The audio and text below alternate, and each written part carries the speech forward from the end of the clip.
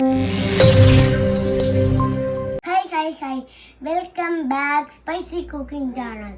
இனிமேல் என்ன செய்ய போகிறோம்னா வாழைப்பூ பக்கோடா தான் செய்ய போகிறோம். ஈவினிங் ஸ்நாக்ஸாக வாழைப்பூ வடை பக்கோடா இது வேணால் சொல்லிக்கலாம். இப்போ நம்ம அதுக்கான பொருளாக பார்க்கலாமா?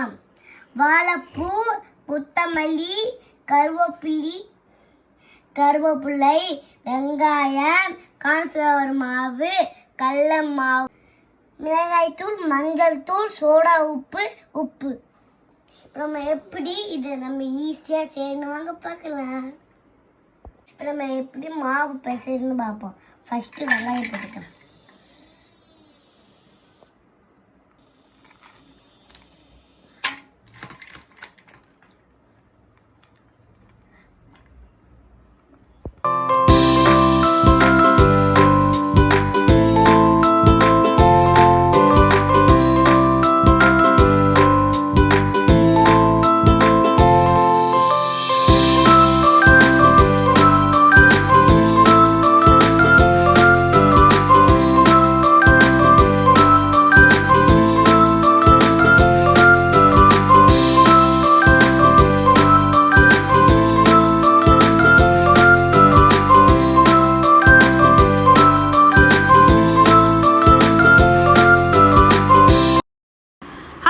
Welcome to spicy cooking channel. இன்றைக்கி நம்ம வீடியோவில் என்ன பார்க்க போகிறோன்னா, இங்கே எங்கள் ஊரில் சரியான மழை பெய்யுதுங்க. ரொம்ப அதிக மழை இல்லை, தூர்ன மாதிரி மழை பெய்யுது. இந்த கிளைமேட்டுக்கு சூடாக ஏதாவது சாப்பிட்டா நல்லாயிருக்கும் அப்படிங்கிற மாதிரி ஒரு மைண்ட் செட்டு.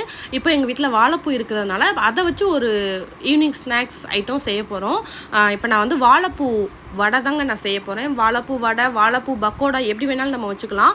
இப்போ நம்ம அந்த ரெசிபிக்கான தேவையான பொருட்கள்லாம் ஸ்க்ரீனில் பார்த்துருப்பீங்க. இப்போ அதை எப்படி வந்து ரெடி பண்ணுறதுங்கிறத வாங்க பார்க்கலாம். நான் பெரிய வெங்காயம் 2 வெங்காயத்தை நல்லா ஸ்லைசஸாக நறுக்கி உள்ளே சேர்த்துருக்கேங்க. ஒரு கொத்து கருவேப்பிலை சேர்த்துருக்கேன், கொஞ்சமாக கொத்தமல்லி தழை சேர்த்துருக்கேன்.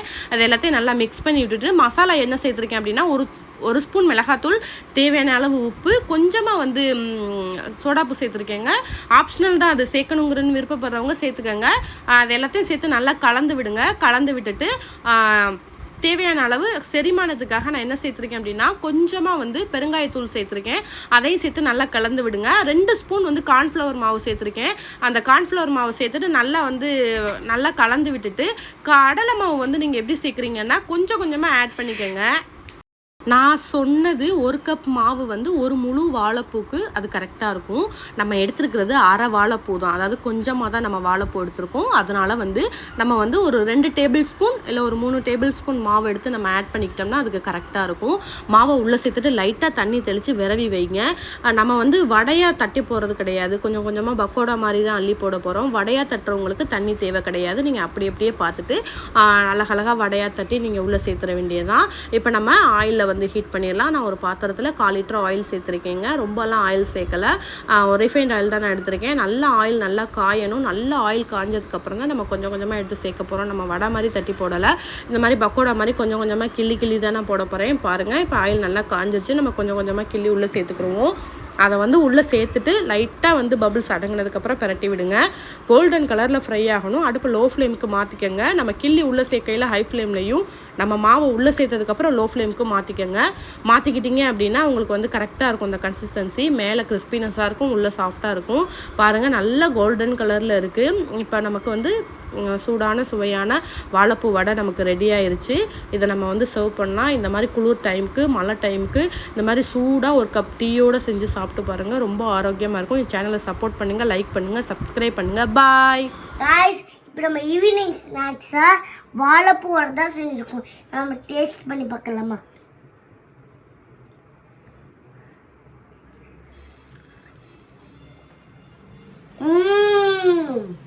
Super guys. நீங்கள் வீட்டில் ட்ரை பண்ணி பாருங்கள். சேனல் சப்ஸ்கிரைப் பண்ணுங்கள், லைக் பண்ணுங்கள். சாயங்காலத்துக்கு ஈவினிங் வாழைப்பூ வச்சு சூப்பராக இருக்கிறது. பால். மீண்டும் இன்னொரு ரெசிபியிலே சந்திக்கிறேன். பாய்.